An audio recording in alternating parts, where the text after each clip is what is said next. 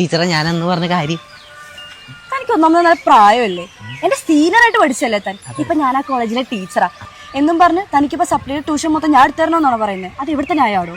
അല്ല ടീച്ചറെ, ടീച്ചറിന്റെ അടുത്തല്ലേ എനിക്ക് ട്യൂഷൻ്റെ കാര്യം ചോദിക്കാൻ പറ്റത്തില്ല. ഈ നാട്ടിൽ ഇത്രയും ടീച്ചർമാരില്ലേ, തനിക്ക് ഞാൻ ട്യൂഷൻ എടുത്താൽ മാത്രമേ പറ്റത്തുള്ളൂ? അയ്യോ അങ്ങനല്ല.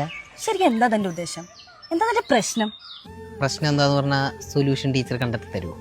ആദ്യം താൻ പ്രശ്നം പറ, എന്നിട്ട് ആലോചിക്കാം. സീനിയറെ, എനിക്കൊരു കുട്ടിയെ ഇഷ്ടമാണ്. അപ്പം അത് ആ കുട്ടിയോട് പറയാൻ പറ്റണില്ല.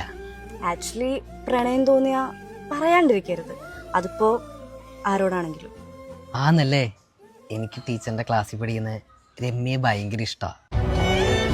രമ്യയോട് സംസാരിക്കാൻ ടീച്ചർ സാഹചര്യം ഒരുക്കി തന്നാൽ കുഴപ്പമുണ്ടോ? എടോ, രമ്യം താനും തമ്മിൽ എത്ര വെച്ച് ഡിഫറൻസ് ഉണ്ടെന്ന് അറിയാവോ? തനിക്ക് എന്താണോ ഇല്ലേ ഈ ചെറിയ കൊച്ചിനെ പിന്നാലെ നടക്കാനായിട്ട്? എന്തിനാ കാണിക്കുന്നത്? രമ്യക്ക് 21 വയസ്സ്, എനിക്ക് 28 വയസ്സ്. ഞങ്ങൾ തമ്മിൽ 7 വയസ്സിന് ഡിഫറൻസ്.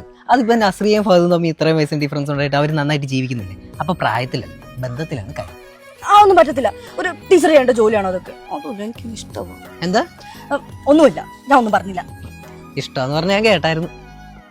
എടോ, ഇത്ര നാൾ തന്നെ എന്റെ പുറകെയല്ലേ നടത്തിയിരുന്നേ? അപ്പം നിനക്കറിയാൻ കഴിഞ്ഞ 4 കൊല്ലമായിട്ട് ഞാൻ നിന്റെ പുറകിനെ നടക്കുന്നതെന്ന്. എന്നിട്ടാണ് രോഹിത് നിനക്ക് എന്നെ ഇഷ്ടമെന്നുള്ള കാര്യം എന്നോട് പറയാഞ്ഞത്.